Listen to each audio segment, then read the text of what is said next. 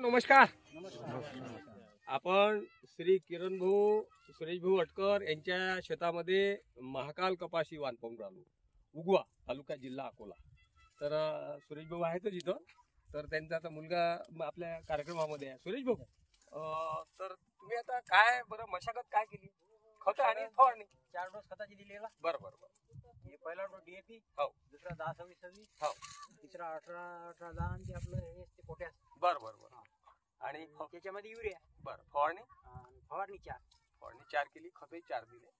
तर बघा शेतकरी बंधूंनो, आणि यांना आपण सांगितलं होतं की शेंडे कट करा. आता महाकाल कसं आहे, दणकट वाण आहे. महाकाल असो महादेवा असो, दोन्ही वाण दणकट आहेत. बोंडाचं वजन जबरदस्त आहे, वेचायला चांगला आहे, 2 बोंडातलं अंतर कमी आहे, पानाची संख्या कमी आहे.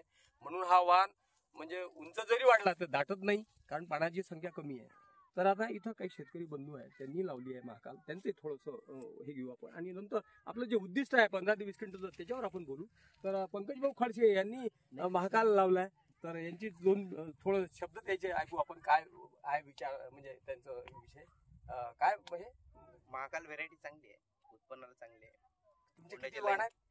माझे 4-5 वाण आहे. त्याच्यामध्ये महाकाल चांगली व्हेरायटी 1 नंबर आहे. महाकाल 1 नंबर आहे. त्याच्या शेतात हे आपले निमरून आले. काय नाव? ब्रह्मा पासून पातोड ब्रह्मा. वाहन आहेत. हा. 6-5-9 अजित 55. हो. आणि स्विफ्ट आणि कीर्ती. बरं. आणि अजून एक आपली महाकाल. बरं महाकाल फक्त 2.5 एकर आहे. बरं 9.5 ते 10 गड कापूस निघाला मुले. बरं अजून बरं. हिरवीगार आहे, माल भरपूर आहे तिले. चला चला. हो. बाकी वाहनापेक्षा हो चांगली आहे. नंबर 1 आहे. हो. चला शेतकरी बंधूंनो, सर्वात महत्वाचं आहे की आता यांनी पेरली आहे. आपले सुनील भाऊ पारदी यांनी उगव्यात पेरली. हा?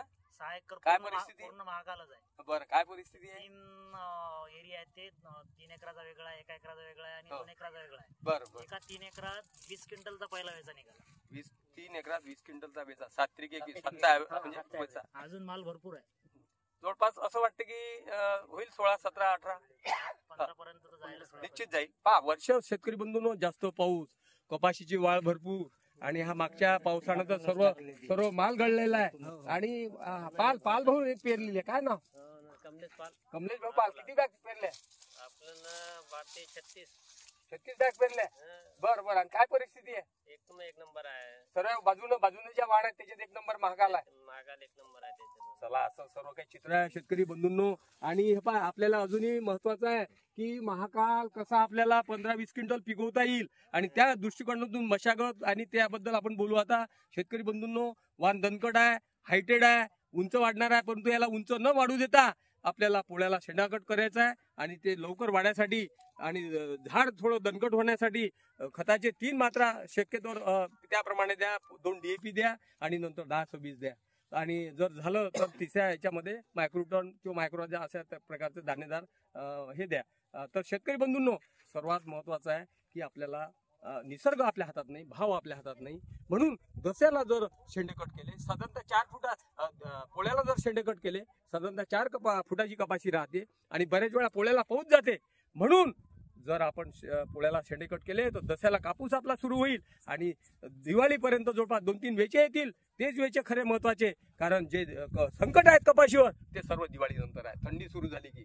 आणि तुम्हाला माहित आहे, बोंडळी, चिकटावा, पांढरी माशी आणि ह्या लाल्या, ह्या सर्व गोष्टी बंधू आपल्याला वाचायचं आहे. कारण महागाई वाढत आहे आणि उत्पन्न वाढवायचं आहे, आणि त्यातल्या त्यात महाकाल हा दणकट आणि लवकर येणारा वाण, वजनदार वाण. म्हणून आपण याप्रमाणे जर मशागत केली महाकालची, तर निश्चितच आपण सर्व कपाशी उत्पन्न घेऊ. प्रति एकरला 15 ते 20, 18, 16 क्विंटल. म्हणून शेतकरी बंधूंनो, त्या दिशेनं आम्ही मार्गदर्शन करून राहिलो की शेतकरी बंधूंना महाकालचा उत्पन्न 15 ते 20 क्विंटल एकराला कसं घेता येईल. तर शेतकरी बंधूंना हे इथं उद्दिष्ट महत्वाचं आहे. म्हणून आपण आता किरण भाऊ, हे सुरेश भाऊ जे अटकर आहे यांच्या शेतामध्ये उगव्याला हे सर्व आपण दाखवण्याचा प्रयत्न केला आहे. त्यांनी त्याप्रमाणे मशागत केली आहे, शेंडेकट केले आहे, आणि त्यांना निश्चितच 15-16 उत्पन्न या शेतामध्ये मिळणार आहे. काय वाटते हे पंकज भाऊ? नाही आहे. हे सर्व शेतकरी घुसर वाशी आहेत, निंबोरा आहे, उगवा वाशी आहे, हे सर्व शेतकरी बंधू इथं या कार्यक्रमाला आले आहे. त्या हिशोबाने चला, धन्यवाद आपण वेळ दिल्याबद्दल या कार्यक्रमाला. त्याबद्दल मी कंपनीच्या वतीने आभार व्यक्त करतो. चला, धन्यवाद.